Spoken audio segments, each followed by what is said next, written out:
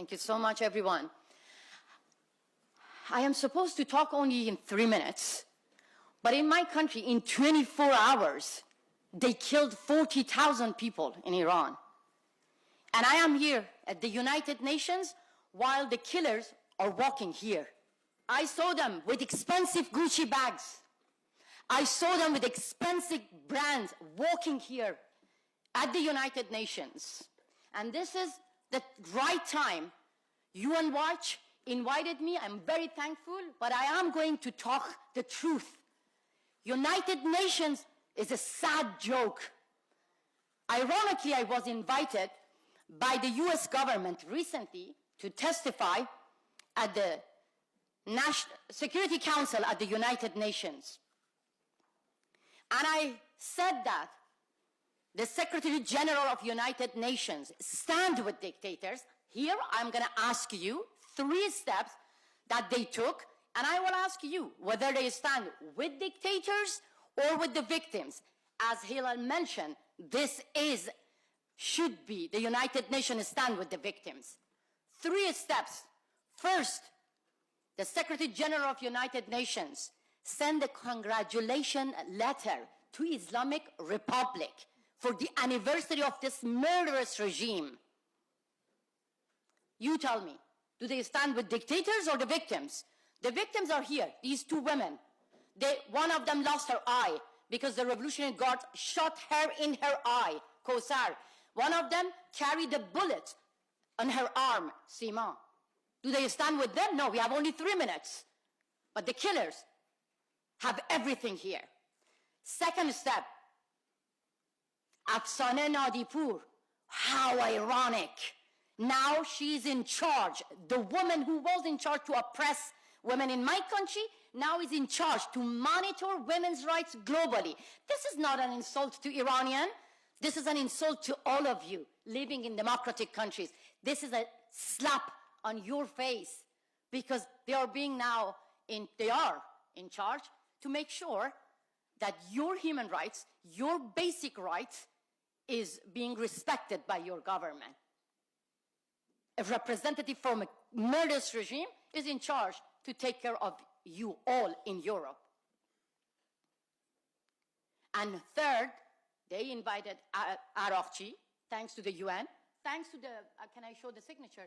Thanks to, 300,000 signature, ordinary people, they canceled Araghchi, but instead, they invite this person, Gharib Abadi, who actually in the negotiation table with the United States of America in the West stole the pen. This is the character, low-class killers. And now, 7 days. In 7 days, he is going to give a talk at the United Nations. I want Geneva to hear the voice of Iranians. Right now, after killing 40,000 people, they storm into hospitals. They're finishing off the injured ones. They're arresting doctors and nurses. They put the political prisoners on the death row. They're executing them. I want to ask Geneva to host a peace conference. Invite the opposition from Iran. Invite the leaders of Europe.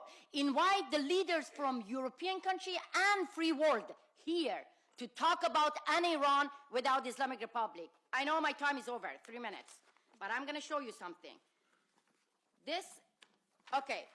The West waited too long. That doesn't call you Islamophobic if you treat ISIS the way that deserved to be. Yes. And the West waited too long. Too long. When I was fighting against compulsory hijab, they were like, oh, this is Islamophobic. Oh no, we have to respect others' culture. All the female politicians from West, they went to my country, they bowed the compulsory hijab from Sweden, Netherlands, Germany, France, from everywhere, high representative of Europe. They waited too long until Mahsa Amini got killed. Suddenly, they realized, oh, this is not their culture. They started to cut their hair to show their solidarity with us. Stop cutting your hair. Cut your ties with our killers. And second, they waited too long to designate Revolutionary Guards as a terrorist organization. After 7 years, after America did that, suddenly, 7 years later, they decided to designate Revolutionary Guards as a terrorist organization. Shame.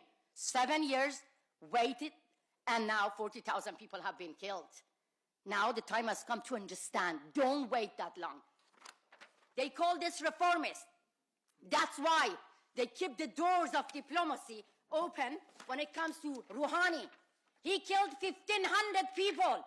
You call them reformists, we call them killer.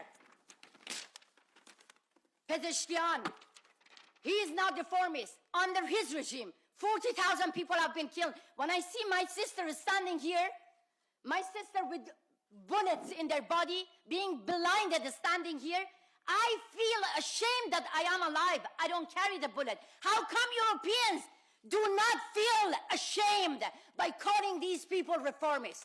They are ISIS. Kick them out from your country and stand with the victims, not dictators. I know I had only 3 minutes. I'm going to leave Geneva forever. You can kick me out forever, but I couldn't keep silent because I feel the guilt on my shoulder. I don't know how to save my people with empty hand. I cannot sometimes sleep. I cannot breathe.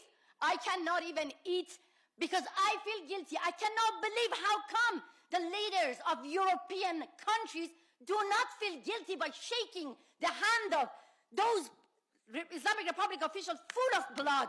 Shame on you. And thank you so much, UN Watch. Sorry, I talked a lot, but I need you to promise me that we're going to stand together, all of us, with my brother in Venezuela, my sister from Belarus. I need you all to stand with us and help my people in Iran. We have to stop the massacre and kick these fucking killers from Europe, from everywhere. Thank you so much.